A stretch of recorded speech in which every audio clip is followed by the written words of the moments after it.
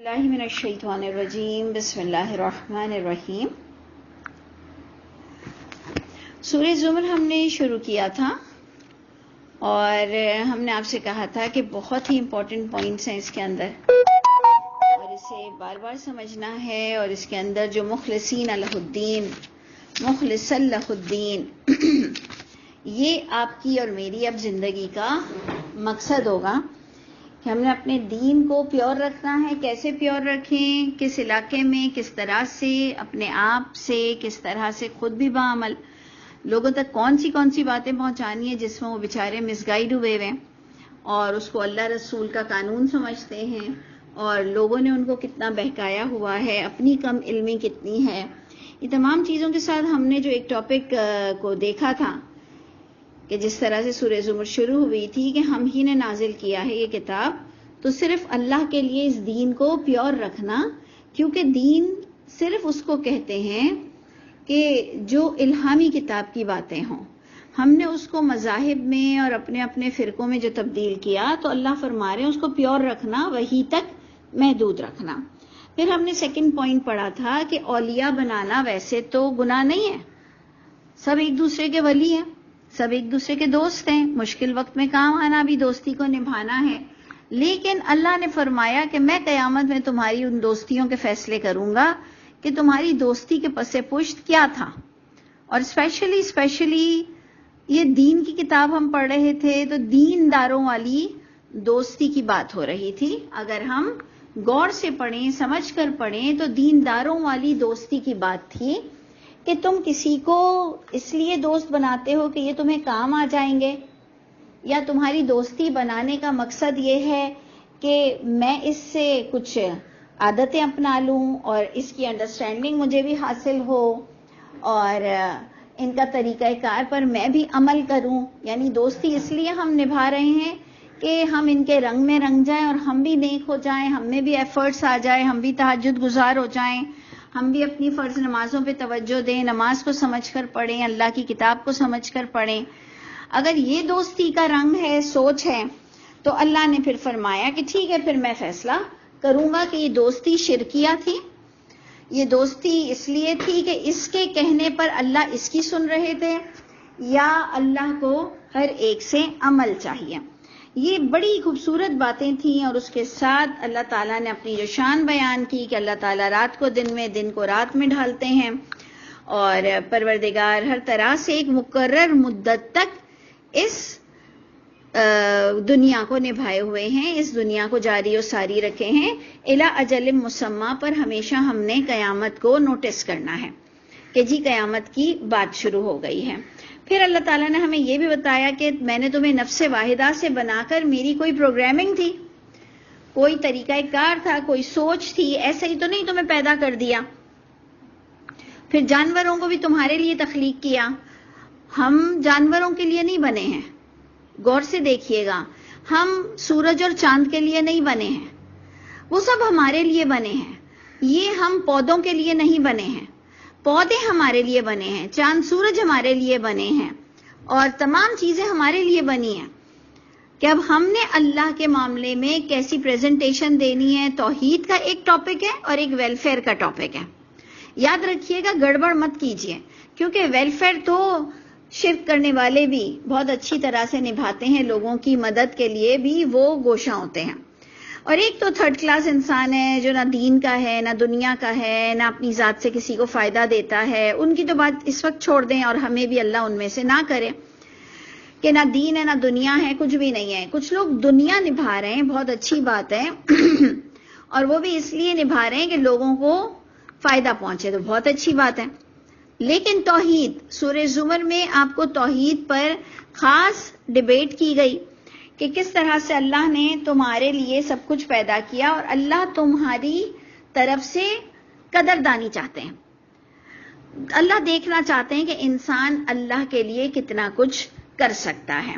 तो अल्लाह ने फरमाया कि तुम्हारे रब ने तुम्हारे लिए इतना कुछ बनाया, फ़अन्ना तुसरफून, कहाँ घूम गए हो तुम। आयत नंबर 6 पर उसकी एंडिंग को देखिए कि अल्लाह ने सारी बातें बताकर कहा, अन्ना तुसरफून, किधर फिर गए हो, क्यों मत मारी गई है, क्यों बात समझ नहीं आती कि اللہ کے قانون کے تحت ہی بخشش ہوگی، اور کسی کی دعا سے آپ کی بخشش نہیں ہو سکتی. دعا تو اس وقت نور علی نور ہے. دعا کا بھی بڑا بہترین ٹاپک قرآن نے گریب کیا ہے، بٹ دعا نور علی نور ہوتی ہے نیک لوگوں پر، جیسے نیک لوگوں پر وہی نور علی نور ہوتی ہے. تو انشاءاللہ اس کے بھی ٹاپک کو ہم چلاتے رہیں گے، لیکن ہم نے جو آیت نمبر 7 پر اینڈ کیا تھا کہ اگر تم کفر کرو گے تو اللہ بے نیاز ہے، اور کفر کا معنی تھا کہ اللہ کی ناقدری، اللہ کی کتاب کی ناقدری. کفر کرنے کا مطلب یہ ہے کہ اللہ کی کتاب کی ناقدری کرنا، کہ اللہ نے ہمیں ایک ذریعہ دیا، ایک ہمیں راستہ دیا، ہمارے لیے پوری گائیڈ لائن تھی.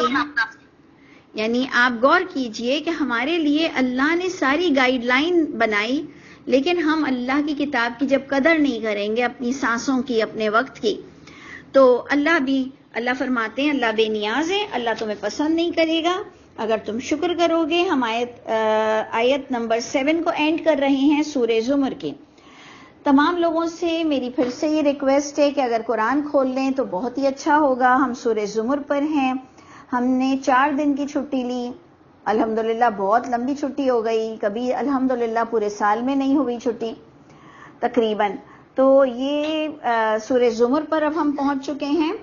سورہ زمر کا نمبر ہے 39 چیپٹر کی آیت نمبر 7 تک ہم نے پڑھ لیا تھا.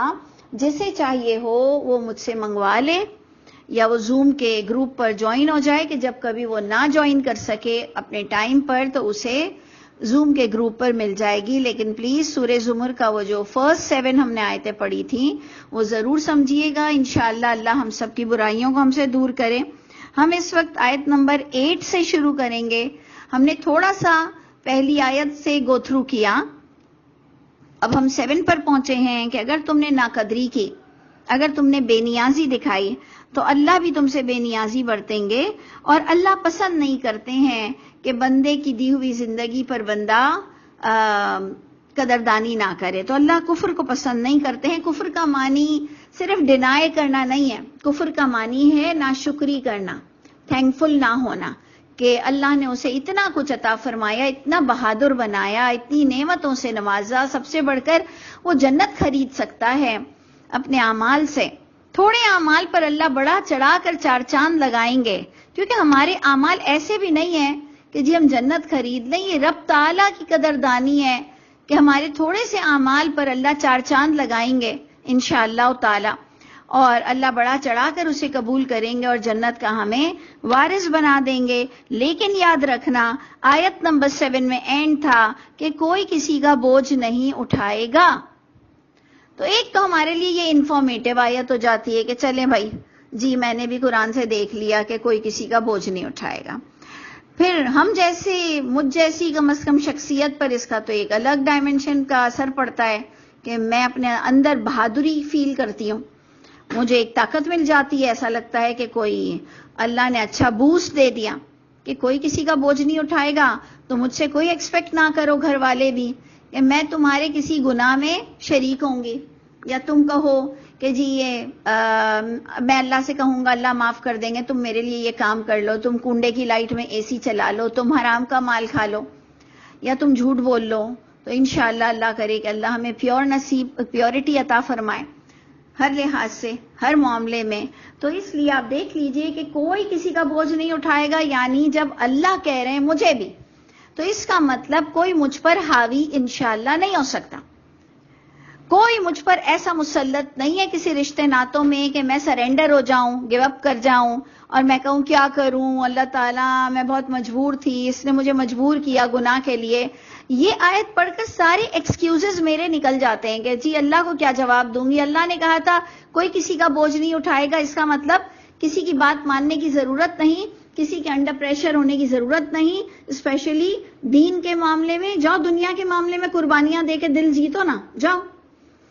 بہت ہمیں لوگوں کا غلام بننے کی عادت ہے نا، تو اچھی بھی بات ہے، چلیں گھر والوں کے لیے اپنے آپ کو ڈیووٹ کرو کہ آج یہ نہیں کھانا، آج سب کو یہ کھانا ہے تو میں نے یہ کھانا ہے، آج سب کو وہاں گھومنے جانا ہے تو اوکے، مجھ پر یہ کلر سوٹ نہیں کرتا تو اچھا جی میں ہی نہیں پہنتی.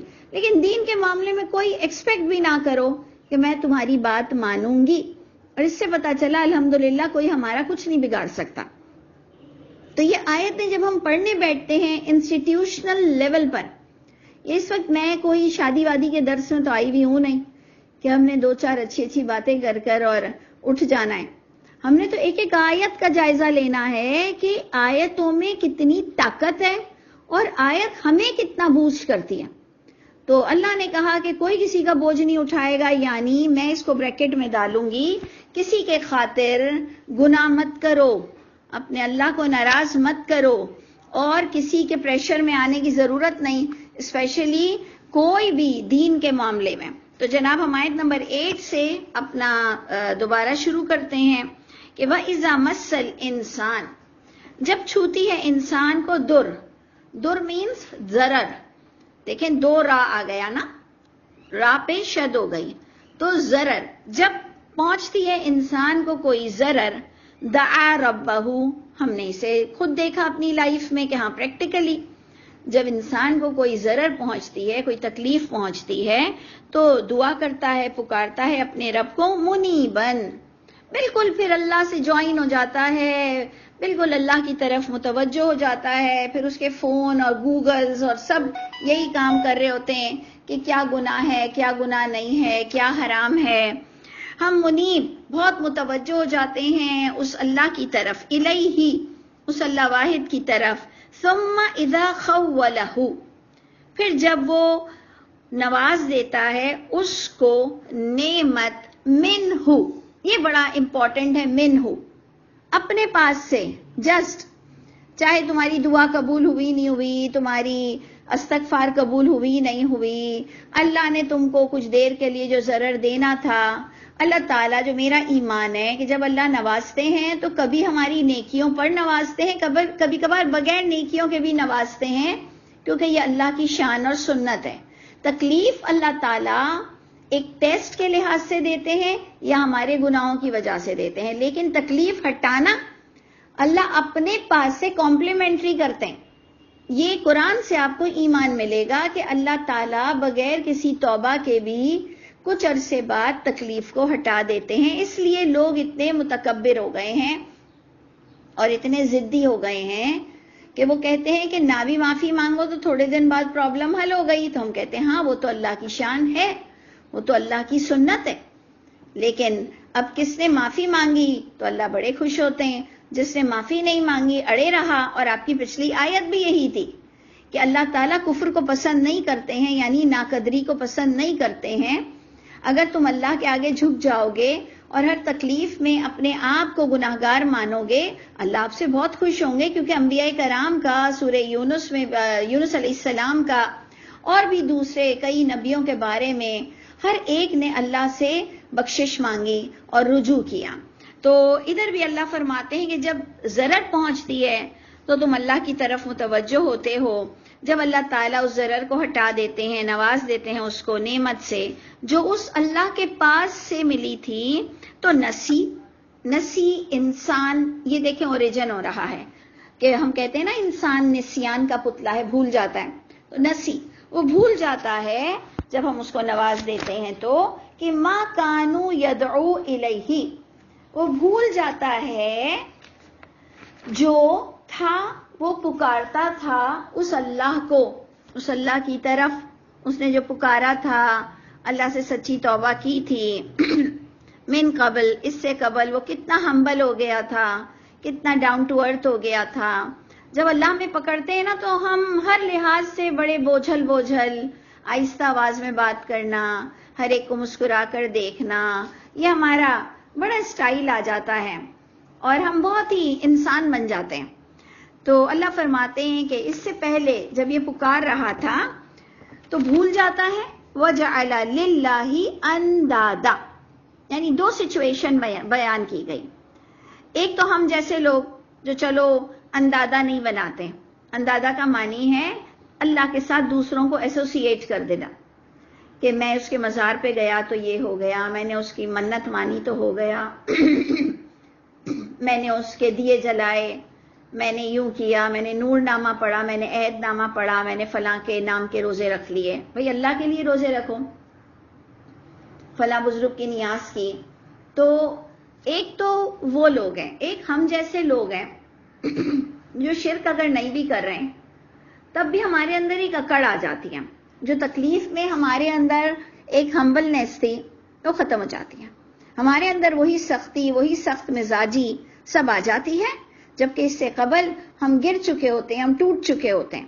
تو اس سے ہم نے اپنے آپ کو بھی دیکھنا ہے کہ یہاں پر دو پرسنالٹی بیان ہوئی کہ تکلیف میں وہ اللہ کا ہوتا ہے، اور جب تکلیف ہٹ جاتی ہے تو اکڑ جاتا ہے کہ جیسے اس نے اس سے قبل اللہ کو ایسے گڑ گڑا کر پکارا ہی نہیں تھا. اور کیا ہوتا ہے، آگے تھرڈ پوائنٹ آ رہا ہے، لیُضِلَّ عَن سَبِیلِهِ. اس کی اکڑ کا یہ حال ہوتا ہے، اور اس کے اندادہ یعنی اللہ کے ساتھ دوسری باتوں کو ایسوسیٹ کر کر لوگوں کو یہ بتاتا ہے کہ لیُضِلَّ عَن سَبِیلِهِ، تاکہ وہ بھٹکا دے اس اللہ کے راستے سے لوگوں کو کہ دیکھو اس طرح سے بھی تکلیف دور ہو جاتی ہے.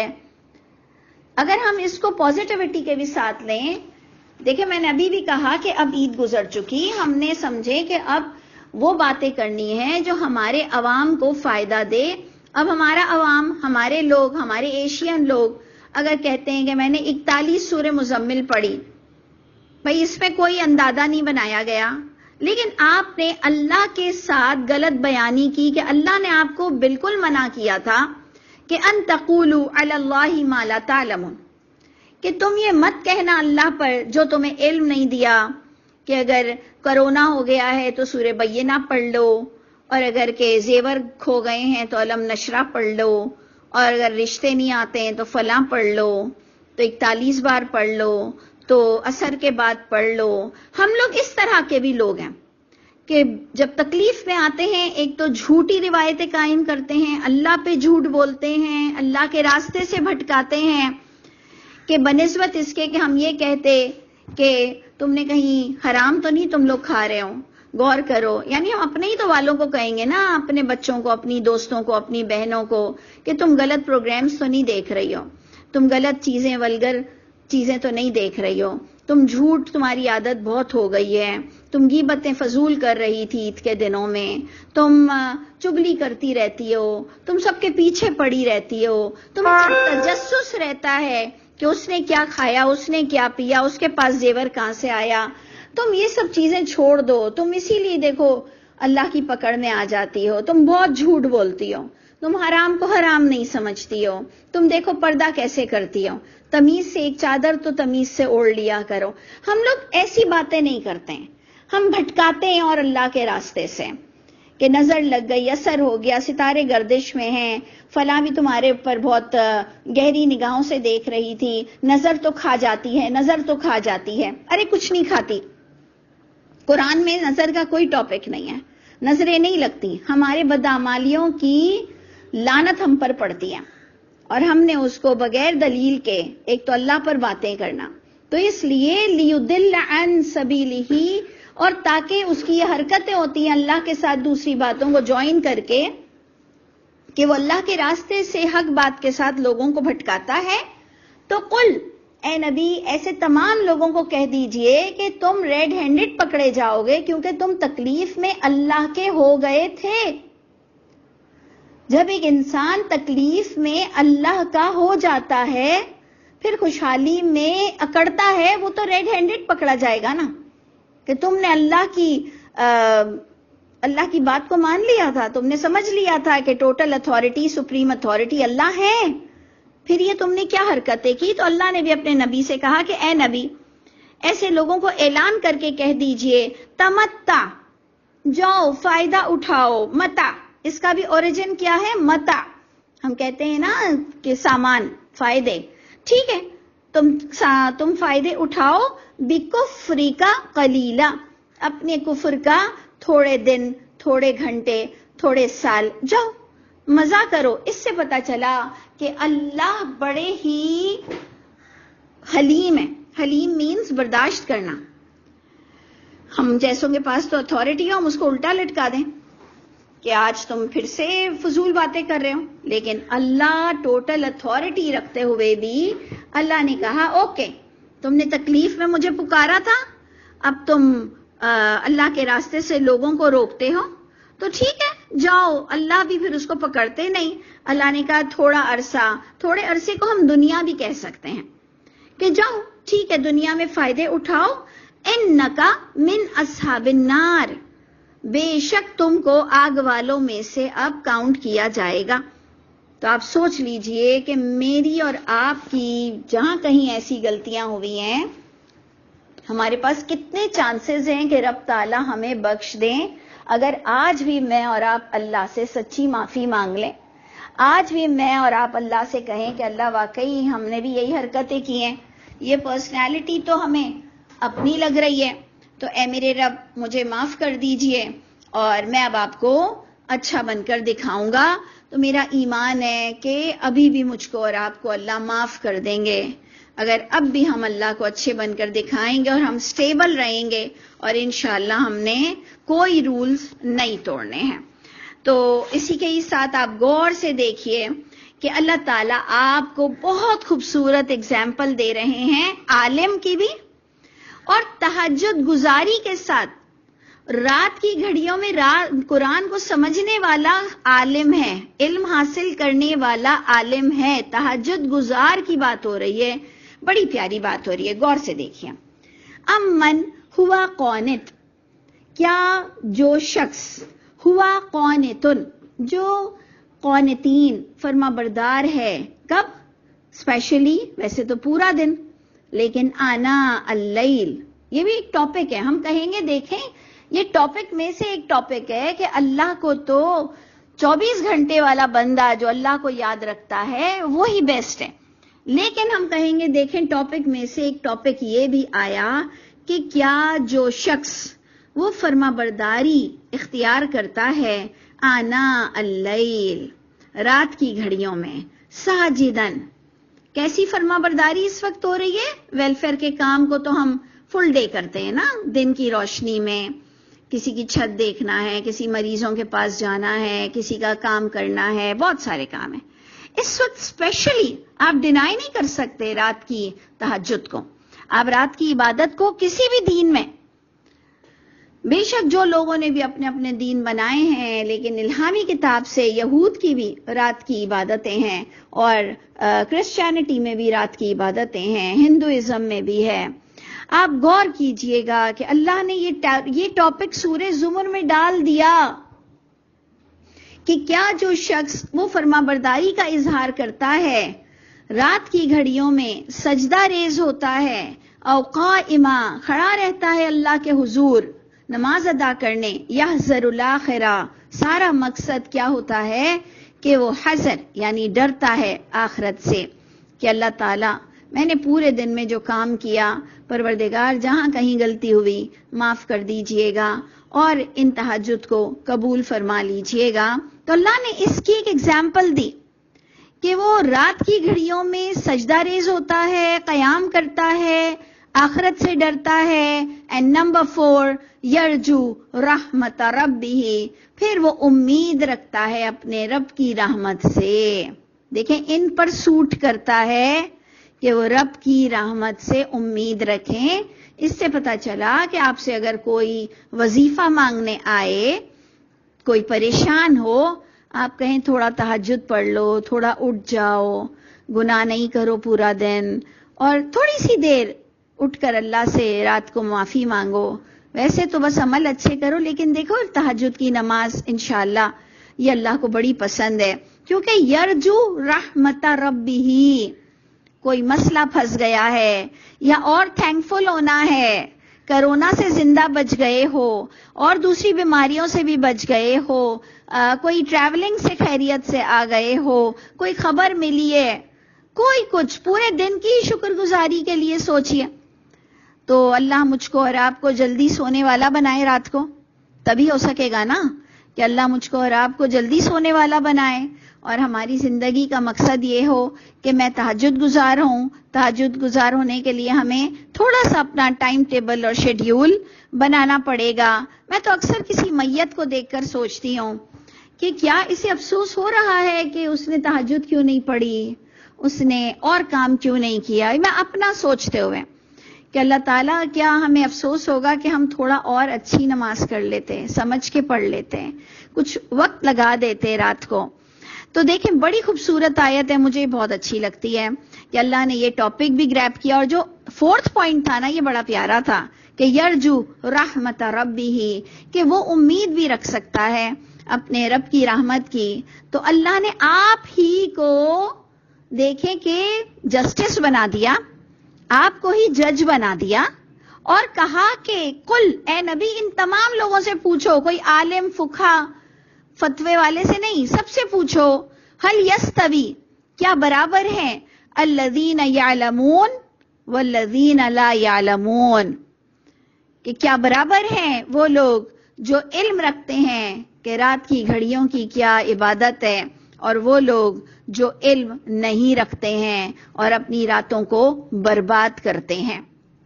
ہمارے یہاں اس کا ترجمہ یہ ہوتا ہے کہ جی رات کی گھڑیوں پہ تو آ گیا, کیا برابر ہیں عالم اور غیر عالم. اب جی ایک طرف آپ آدھی آیت پڑھ رہے ہو تہجد کی, اور آدھا ترجمہ دے رہے ہو کہ اے نبی آپ پوچھ لیجئے کہ عالم اور غیر عالم برابر ہے. تو ہمارے ہاں تو انسان سمجھ کر آیت بھی نہیں پڑھتا کہ ادھر کون سے ڈگری والے عالم کی بات ہو رہی ہے, ادھر کون سے مدرسے والے عالموں کی بات ہو رہی ہے, ادھر کون سے وفاق کے عالموں کی بات ہو رہی ہے. ادھر تو علم حاصل کرنا اور علم رکھنا کہ تہجد گزاری, رات کی عبادت, یہ پوچھئے اے نبی کیا برابر ہیں وہ لوگ جو رات کی گھڑیوں میں اسے نفل عبادت بھی سمجھ کر مرنے سے پہلے متاع قلیل, یہ جو ہم تھوڑے دن کے لیے آئے ہیں فائدہ اٹھانے, اس میں یہ اپنا رات کا وقت نکالتے ہیں. تو اے نبی پوچھئے کہ کیا یہ علم رکھنے والے اور بے علم جو اپنی راتوں ان کے لیے اللہ کے لیے نہیں ہے, بلکہ کئی لوگ تو فجر بھی ضائع کرتے ہیں, اور بہت سے لوگوں نے تو عید کے بعد والی بھی فجر ضائع کی ہے. تو اللہ معاف کر دیجئے. دیکھیں بہت خوبصورت ٹاپک ہے, بہت خوبصورت ٹاپک ہے, اسپیشلی مجھے تو بہت پسند آتا ہے کہ اللہ فرماتے ہیں کہ اے نبی آپ پوچھو کہ جو علم رکھتا ہے اس عبادت کی وہ, اور جو نہیں علم رکھتا.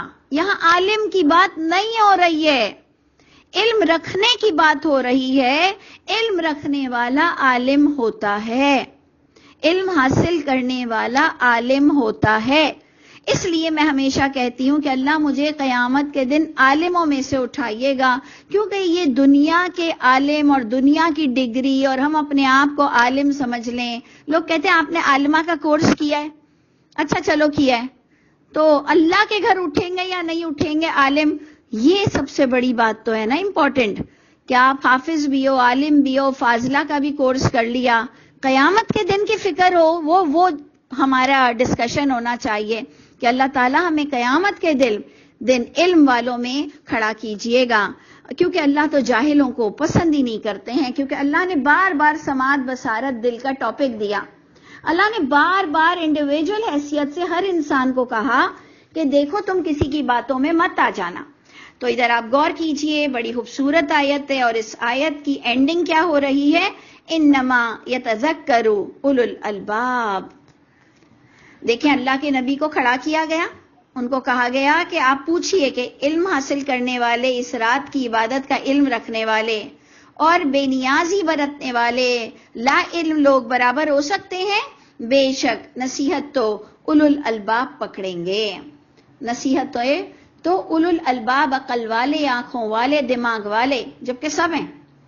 لیکن جن کو واقعی آئیڈیا ہوگی کہ بات تو بڑی پتے کی ہے, وظیفہ تو بڑا اسٹرانگ ہے, اور اللہ کی رضا بھی شامل حال ہے, اور آپ کو پتا ہے کہ اندر سے ایک جو نہیں اچھی وائبز آتی ہیں, وہ مجھے یہ آتی ہیں کہ انشاءاللہ اگر میں نے رات کو اٹھا یہ کام کیا تو اللہ تعالیٰ آپ پلیز مجھے دن بھر میں یہ شیطانیت سے ذرا خاص محفوظ رکھیے گا, کیونکہ ہم بار بار اللہ کو بھول جاتے ہیں. اللہ فرماتے ہیں تم مجھے یاد رکھو میں تمہیں یاد رکھوں گا.